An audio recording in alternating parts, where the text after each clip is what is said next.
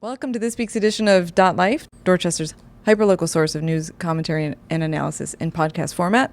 I'm here today with Bill Forry, and we are actually in Bill's home residence. Well, not your home I residence. feel like I live here. I mean, I kind of do.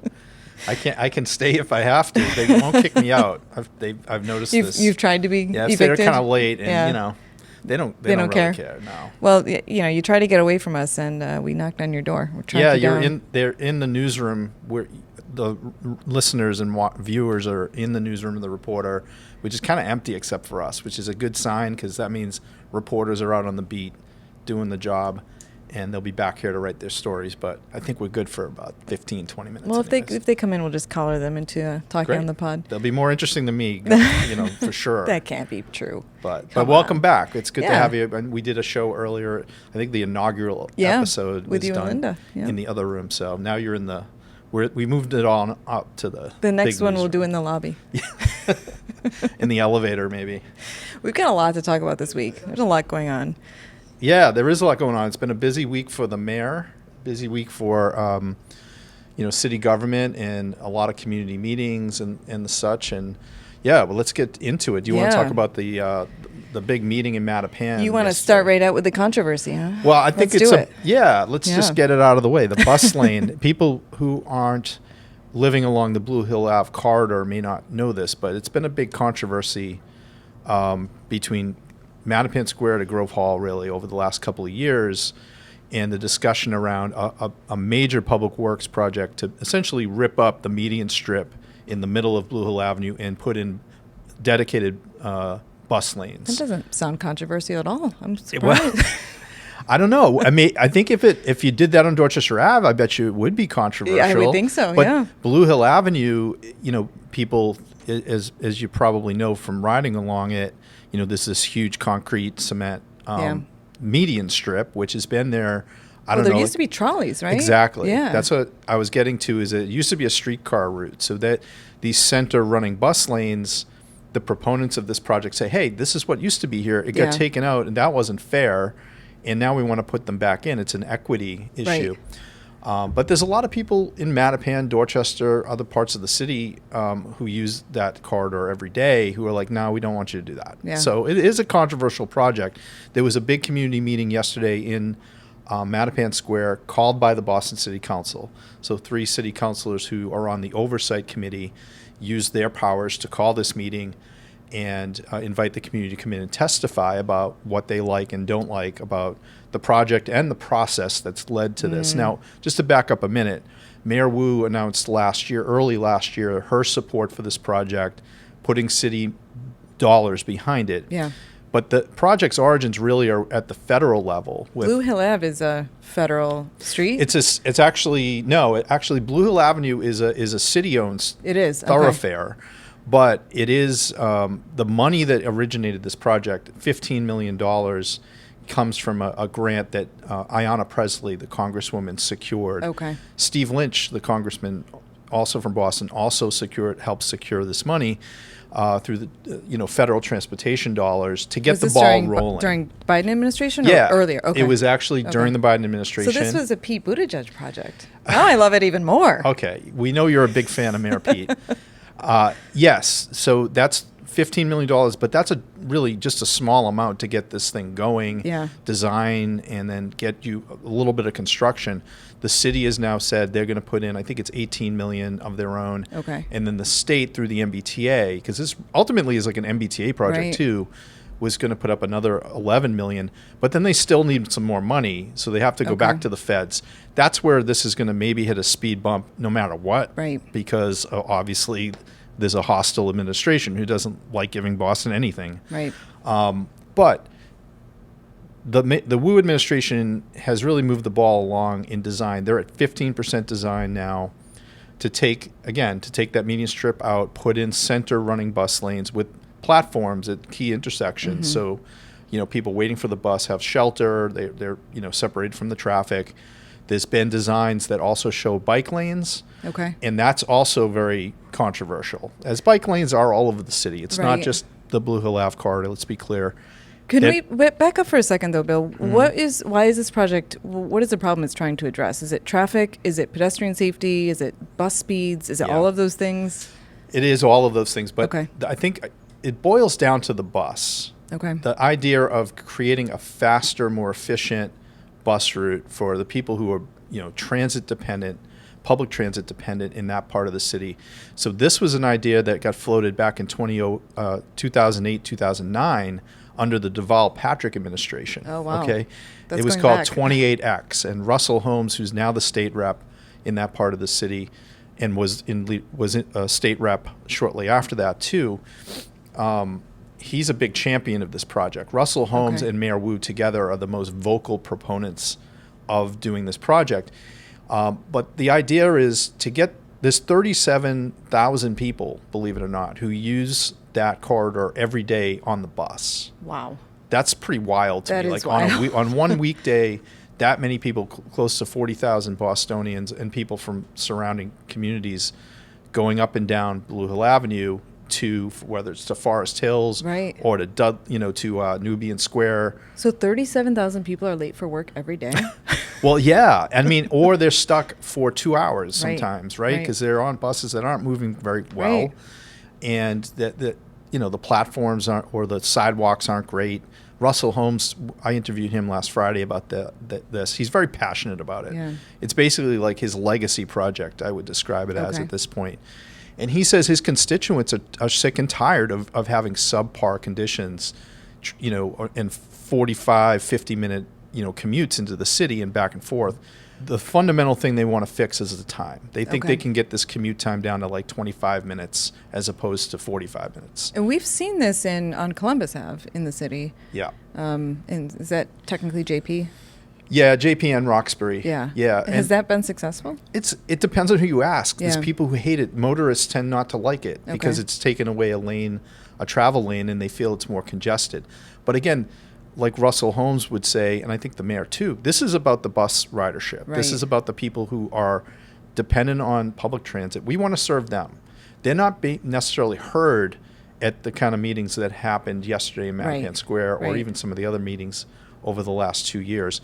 The city of Boston's street chief, whose name is Yasha Franklin Hodge, says that they've done 3,000 engagements with individual people over the last year and a half, really, along the bus route, talking to people who ride the bus, talking to the T operators who drive the buses, and they claim that there's the real consensus that people do like this project. Yeah.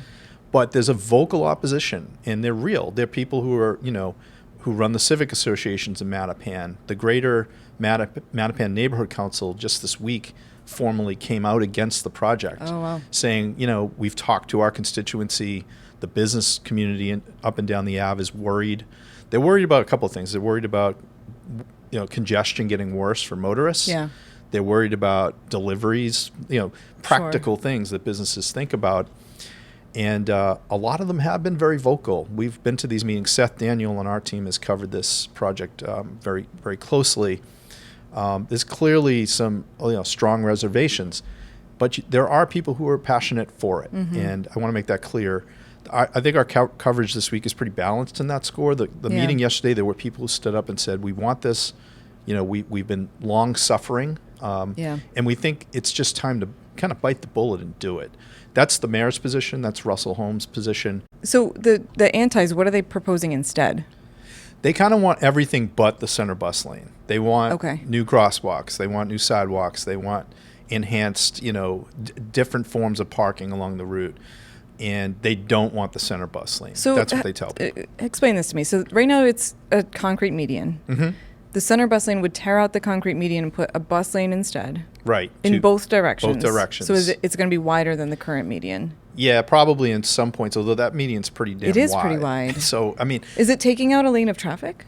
There would be some lane reductions in certain places and dedicated turn lanes that don't exist now necessarily that would be installed. So there would be sections, and one of the flashpoints is up around actually Talbot by Franklin Field, where there are it's not the whole contiguous route is not uniform in its width, right? So there are sections that are you would lose a lane potentially. Okay. And people there are very against it.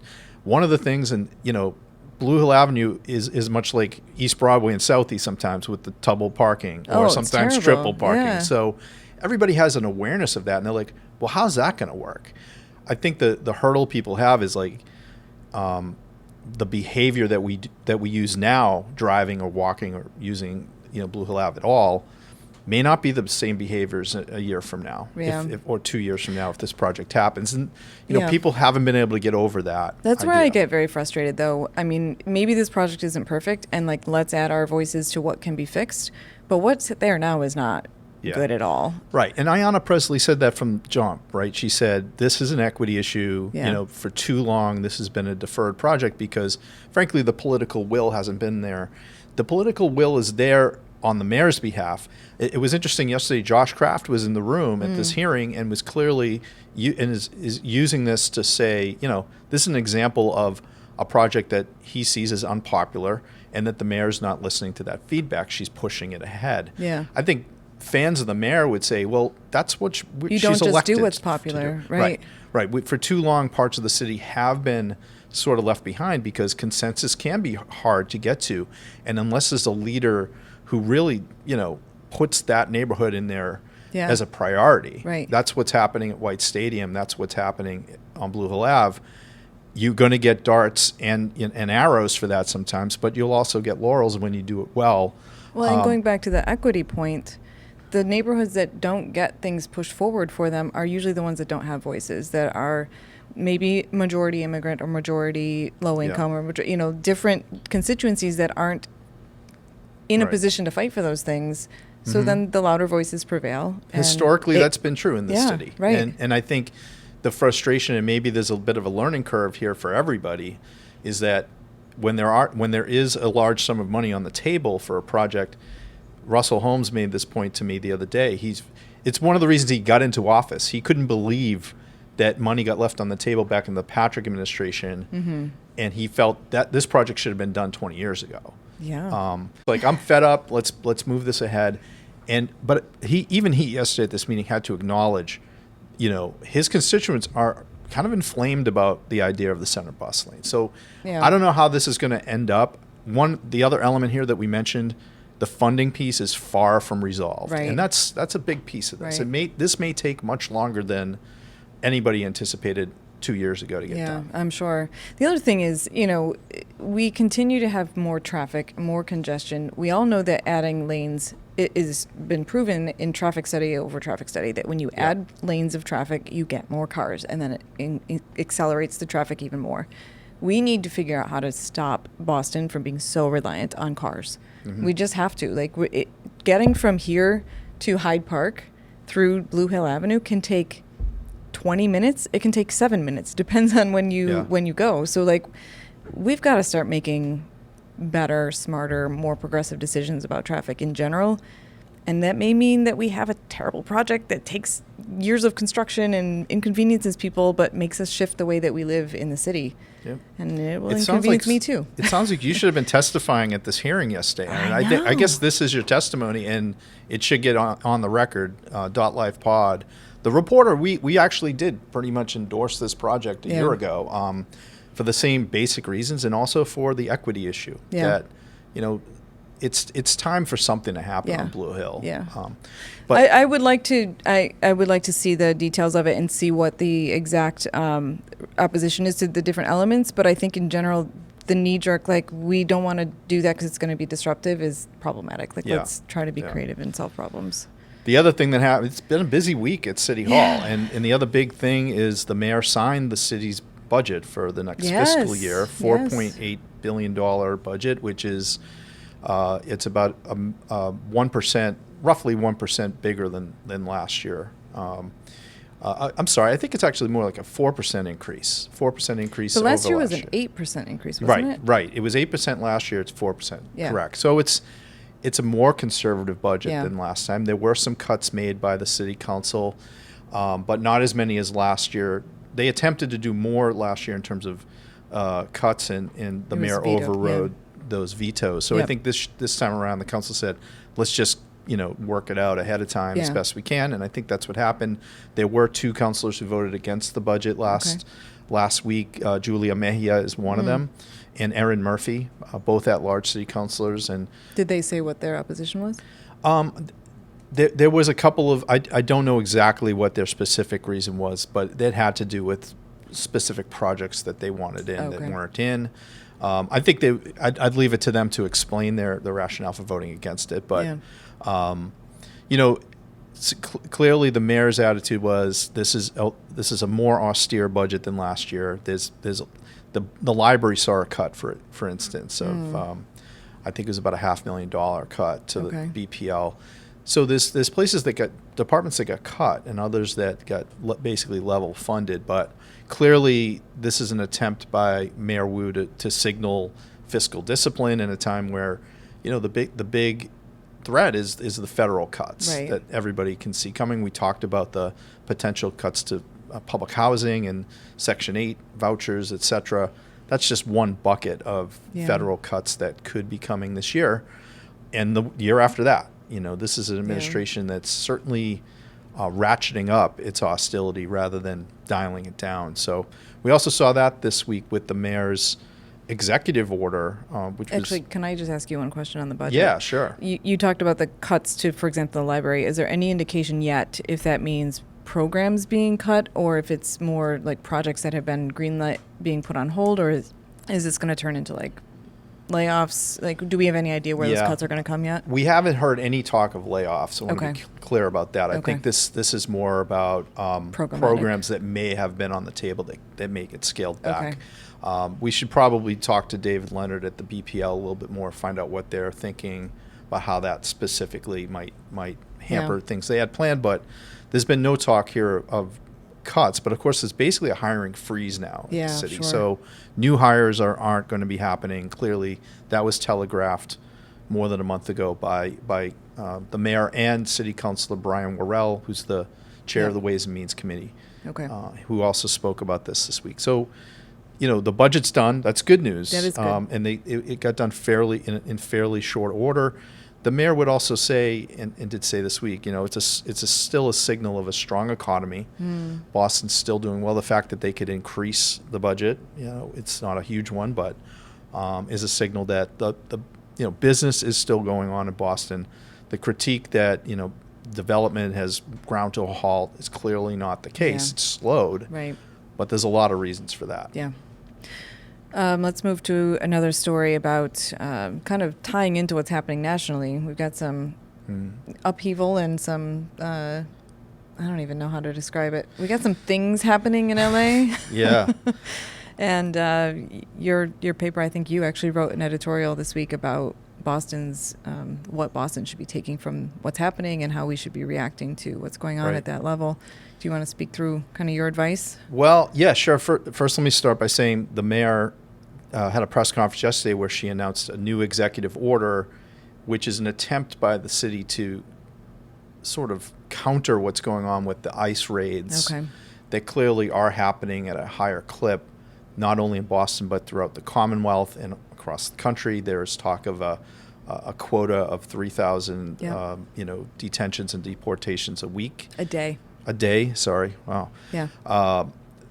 What Mayor Wu and other city leaders have said is their frustration really is not knowing whether that's real, who's being rounded up, who's being deported, and for what reason. So her executive order tries to address that by requiring the city to FOIA Homeland Security for real-time information on these arrests or deportations. Meaning that once ICE detains someone, the city has to request information about what? Okay. It instructs city departments to use FOIA rather than just picking up the phone from, Michael Cox at the BPD saying, hey, what's going on over there? So it just make it more official? I think it formalizes it. And again, it doesn't mean that there's any drastic teeth to this executive order. It's just saying, look, we're going to make these requests. You're obliged to reply to them. Yeah. Whether or not Homeland Security replies to them in a timely way or with accurate information, of course, we can't know. But the city needs, it's Mayor Wu's attempt, I think, to try to formalize their response, which it's been a bit disjointed just across the country. And how do local authorities deal with this? What's happening in California obviously is the shining example, right, of different jurisdictions not knowing how to respond when and that, in my view, is a deliberate tactic by Trump and the federal government to sow chaos, sow disorder, provoke, and hope that people overreact to things. So disinformation. That's been a huge campaign. For sure. And to threaten the arrest of, elected officials, which is something that it has to be on Mayor Wu's mind and others. Yeah. The governor even. Yeah. Governor Newsom in California has been threatened with arrest and has invited it at this point himself. As has Karen Bass, the mayor of LA. Yes. And I think the consensus is at some point soon this is also coming our way. Yeah. So my editorial this week is more about from the state perspective, from the governor and other governors within our region. We have to start thinking about what that looks like. If Trump were to federalize the National Guard here in Massachusetts, what does that mean? What levers does Governor Healy have to, whether it's to try to prevent it, counter it, legal means obviously, but also what does it mean for our economy? How does New England's governors, for example, perhaps collaborate here to figure out, let's be prepared to deal with interruptions to the energy grid, supply chains, things that are within somewhat of our control. Right. But typically, there's never been recently cause for us to, triage that or to come up with a regional plan. Do you know if there is one? I don't believe there is. I mean, there's clearly, mechanisms for them to do it. Yeah. And the governors meet, and Governor Healy did sign a letter from essentially blue state governors this past week objecting strongly to what Trump is doing in California. But what this might mean in terms of collaborating to secure resources, to energy, to have a unified strategy when it comes to countering things like Homeland Security, ICE, but also National Guard and Marines now being part of the equation.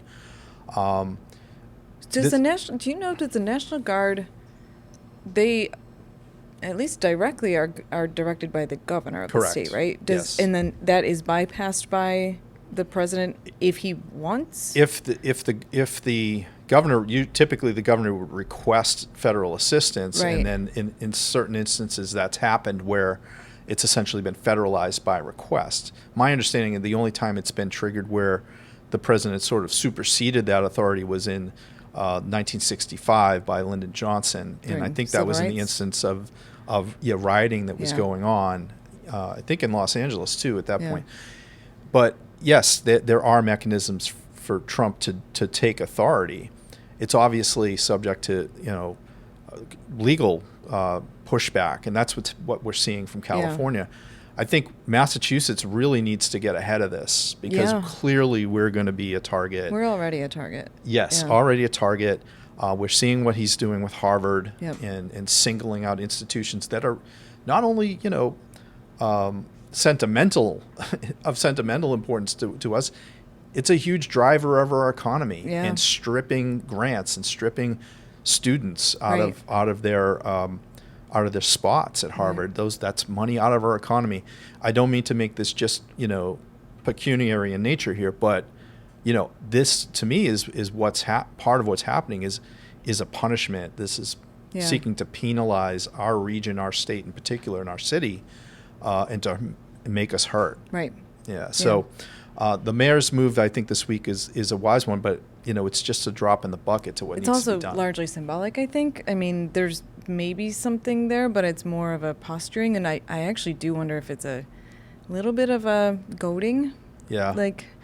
Well, look, we are in election season, and the mayor has an opponent, but the real opponent the mayor has at the moment is Washington, D.C. and the Trump administration. That dynamic on the electoral side is a real thing, and I think it really diminishes her actual opponents on the ballot. It hurts their campaigns, to be candid about it, including Josh Kraft, when you have a president and a federal apparatus, aggressively coming at our mayor. Right. We saw that happen when she spoke in Congress. And I'm not saying it's calculated on her part. She has to respond to these things. Right. So if the opposition party or Josh Kraft or others want to be annoyed about that, they should be annoyed with Washington. Yeah. This would be a very different race, by the way. The mayoral race would be very different if Donald Trump wasn't elected last November. If this was a Kamala Harris administration and none of this was going on, we'd be talking about a whole different mayoral race, in my view. Yeah, agreed. Do you want to wrap up with something a little bit nicer? Okay. Can we? Yes, please. Is there anything nicer? There is. Yeah, what do you think? Well, there was news in your reporter about a new leadership position at the BPD. Yeah, well, they have often promotion ceremonies. There was one last Friday at the Kroc Center in Upham's Corner in Dorchester. And we had, I think it was 8 new sergeants appointed. And one of them was a historic appointment of the first ever Haitian American woman to become a superior officer within the BPD. Her name is Caroline Desir. She's 35 years old and is a native of, grew up in Rosendale and has been through the police ranks obviously the last decade. But this is the first time a Haitian woman has been elevated in that rank. And she was the youngest on the stage. She's very much the youngest on the stage. Yeah. And it's a very proud moment, not only for her family, but for the Haitian community in Boston, which at the moment is, like a lot of us, feeling a little bit untethered by what's going on nationally, internationally in the case of Haitian Americans. Particularly for them, And it's a proud moment. There was the lead photo in the Reporter this week is a picture of Caroline Desir and another one of her newly made sergeants in the police force, who's also a Haitian American man, and the big Haitian flag behind them, Nice. Which was not part of the official ceremony, by the way. That was people. Did you Photoshop that in? Is that an AI picture? That's a Seth Daniel photo who Okay. did some terrific photo work this week of that ceremony and other things, but I thought it was really cool. We put it on the front page for a reason, obviously. Yeah. And, there were other people promoted in that ceremony who were just as deserving, I'm sure. But, it's significant. And it speaks to the changing culture of the Boston Police Department. Yeah. She spoke about that in her interview with Seth. Caroline Desir, now Sergeant Desir, talked about how the police department, for her growing up, she knew cops in her neighborhood, community service officers, and people who were like her, who she could relate to, and it helped in her generation for her to even think about becoming a police officer, and she did, obviously. And more Cape Verdean, Puerto Rican, Dominican, Haitian, Vietnamese, sons and daughters of immigrants are on our police force now. It's very clear. BPD has been intentional and effective. Well, we've got the lowest crime rate of a large city in the country, and there's some correlation there potentially. I think that is true. I think one of the things, and this is one of these making the needle move, slowly over many, many years. This is a part of that story, and specifically about Haitians. This is also a week where Haitians have now been banned from traveling to the United States, and in that moment, this belongs on page 1 of the Reporter. Yeah. Anything good coming up? Graduations. We have a ton of graduation photos and names and valedictorians and salutatorians who are been waiting. We've been waiting for the right moment to assemble it all and put it in the paper. That's coming next week. Lots of cool stories about. Again, usually we're talking about, especially at the BPS level, sons and daughters of immigrants or new Bostonians themselves who have excelled in our schools, public, private, and charter, and Catholic. So we'll have a ton of graduation coverage and coming up. Father's Day is coming up. Yes, it is coming up. Happy Father's Day soon. Appreciate that. And then Juneteenth. We got a packed week coming up, actually. Yep, Juneteenth events in Dorchester. There's on Juneteenth itself, the 19th in Town Field. There's also a Strand Theater event coming up it sounds really cool. I think it's the Howard University Choir is coming. Oh, neat. And that's going to be like the official City of Boston Juneteenth celebration at the Strand. Howard University in D.C., the HBCU? Yeah, Oh, that's, the that's HBCU cool. choir, I think it's the men's choir is coming to Boston, cool. So that should be very cool. Check that out, yeah. Awesome. Well, have a great week. Enjoy Thank the weather you. while it's not raining because it's not a weekend. And thanks for coming through. Yeah, thanks for having us. Good to have you back. See you next week. Okay.